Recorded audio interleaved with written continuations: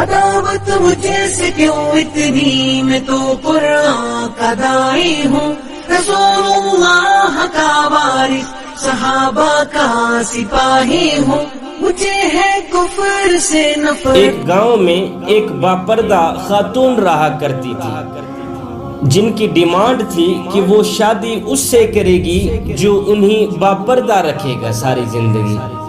تو ایک نوجوان اس شرط پر نکاح کے لیے رضامند ہو گیا کہ میں اس کو ساری زندگی باپردہ رکھوں گا۔ خیر، دونوں کی شادی ہو گئی۔ وقت گزرتا گیا، یہاں تک کہ ان کا ایک بیٹا پیدا ہو گیا۔ ایک دن شوہر کہنے لگا، میاں میں سارا دن کھیتوں میں کام کرتا ہوں، کھانے کے لیے مجھے گھر آنا پڑتا ہے، جس سے وقت ضائع ہوتا ہے، لہٰذا تم مجھے کھانا کھیتوں میں ہی پہنچا دیا کرو۔ بیوی شوہر کی اس بات پہ راضی ہو گئی۔ وقت گزرتے گزرتے ایک اور بیٹا بھی اللہ پاک نے عطا کر دیا، جس پر شوہر نے کہا، اب گزارا مشکل ہے، تم ہی میرے ساتھ کھیتوں میں ہاتھ بٹانا پڑے گا۔ یوں ہی وہ باپردگی سے نیم پردے تک پہنچ جاتی ہے وہ عورت، کہ آدھا پردہ کیا کرتی تھی، آدھا پردہ آہستہ آہستہ ختم ہی ہوگا۔ اور تیسرے بیٹے کی پیدائش پر اس کا شوہر اسے مکمل بے پردگی تک لے آیا۔ وقت گزرتا گیا، یہاں تک کہ اولاد جوان ہو گئی۔ ایک دن یوں ہی بیٹھے بیٹھے شوہر ہنسنے لگا۔ بیوی نے سبب پوچھا تو کہا کہ تو بڑا پردہ کیا کرتی تھی، آخر کار تیرا پردہ ختم ہو گیا ہے نا؟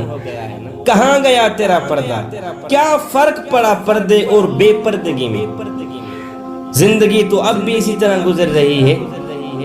بیوی بولتی ہے کہ شوہر میاں، او میرے سرتاج، تم ساتھ والے کمرے میں چھپ جاؤ، پھر میں تمہیں بتاتی ہوں کہ پردے اور بے پردگی میں فرق کیا ہوتا ہے۔ شوہر کمرے میں چھپ گیا۔ عورت اپنے بال بکھیر کر رونا شروع کر دیتی۔ پہلے بڑا بیٹا آتا ہے، رونے کا سبب پوچھتا ہے تو ماں کہتی ہے، تیرے باپ نے مجھے مارا ہے۔ بڑے بیٹے نے ماں کو سمجھایا کہ اگر ابو نے آپ کو مارا ہے تو محبت بھی تو آپ سے کرتا ہے نا، تیرا خیال بھی تو کرتا ہے نا، تیرے ساتھ محبت پیار کرتا نہیں۔ خیر، بڑا بیٹا سمجھا بجھا کے چلا جاتا ہے۔ عورت پھر سے رونے کی ایکٹنگ کرتی ہے تو بڑے سے چھوٹا بیٹا آیا، رونے کی وجہ پوچھی تو ماں نے کہا کہ تیرے باپ نے مجھے مارا ہے۔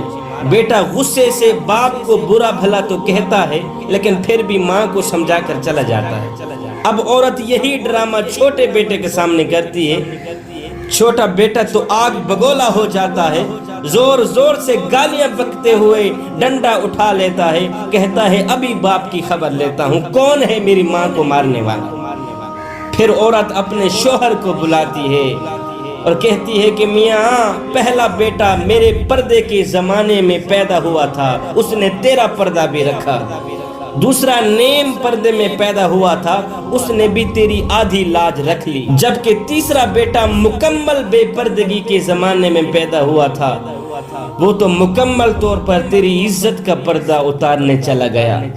اس لیے بزرگ فرماتے ہیں، پردہ عورت کا فطری تقاضا ہے، پردہ عورت کا فطری تقاضا ہے۔